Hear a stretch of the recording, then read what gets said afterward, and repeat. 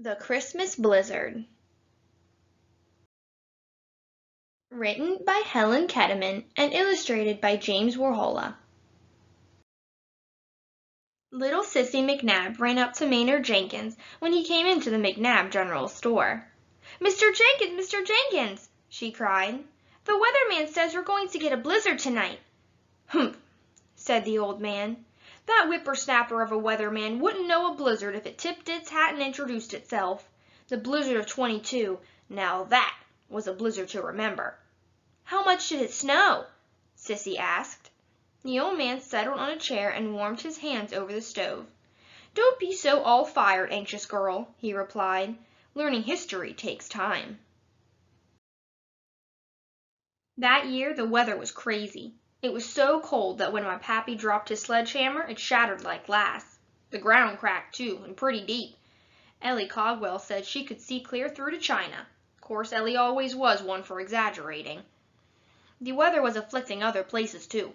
Up at the North Pole, why, it was as warm as Grandma's gravy.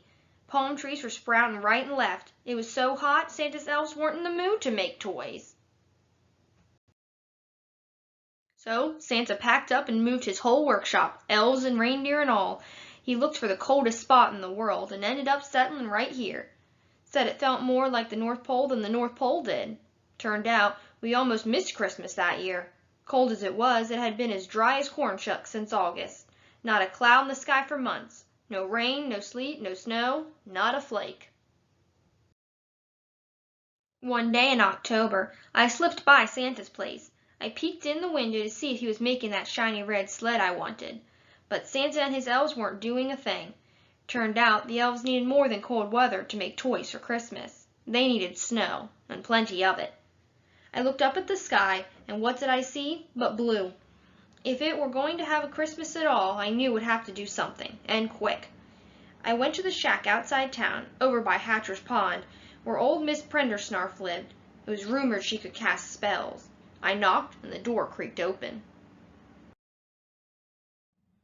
Miss Prendersnarf seemed old enough to be Santa's granny. Her hair was piled up like a rat's nest, and she was so squinty-eyed I couldn't tell for sure if she had eyeballs or not. She looked awful scary. "What is it, boy?" she croaked. I gathered my courage and told her why we needed snow. Miss Prendersnarf agreed to help. She pulled some bottles of dried herbs off the shelf and stirred them together in a bowl. She lit a match, and the herbs flared up, then fizzled and smoked. Miss Prendersnarf smiled a snaggle-toothed grin. "There's goin' to be a wind," she said, "a strong, strong wind. That's all you need, boy. Nature will do the rest." I was halfway home when the wind whipped up. Whoopee! Did that spell work great. It lifted me and blew me all the rest of the way.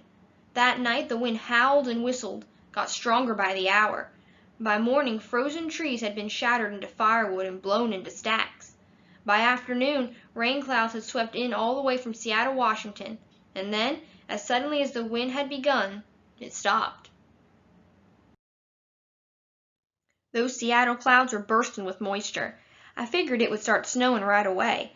Santa and his elves must have thought so too, 'cause they perked up and started cranking out the toys. But nature wasn't through with us yet. Those clouds looked heavy, but they didn't do a blessed thing.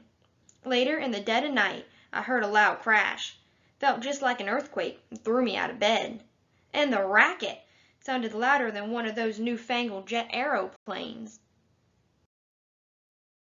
Come to find out, those clouds had froze solid, crashed right to the ground. One of them even squashed the roof of Jed McDonald's barn. It exploded, scattering cows as far as 4 miles away, and some up in trees to boot. Jed sure had a hard time collecting those cows. You should have seen this town, girl. Dark, lumpy, frozen clouds were lying all over the ground, and they were as slippery as a weasel in a grease pit, too. It was so slippery Santa's reindeer wouldn't be able to get off the ground to deliver toys. I had work to do. So I decided to force those clouds back up in the sky. So I slid all over town lighting bonfires with frozen stacked firewood. Everyone pitched in and helped. Wasn't long before those clouds started thawing out, and when they did, they rose back up in the sky where they belonged. We kept the fires going round the clock till it finally got warm enough to snow. And by George, it snowed like there was no tomorrow. Flakes as big as dinner plates, flakes as fat as turnips, flakes rounder than a Thanksgiving turkey, flakes fluffier than a long-haired barn cat. Why, those Seattle clouds snowed up a blizzard for 2 whole weeks. By the time the snowstorm had ended, the houses were all covered. The doors were snowed shut, so we climbed out the chimney and started shoveling. We finished 2 days later, just in time to see the elves load Santa's sleigh on Christmas Eve. Those elves must have worked overtime, because I never did see so many toys. On Christmas morning, I woke up, and there under my Christmas tree was the red sled I'd asked for.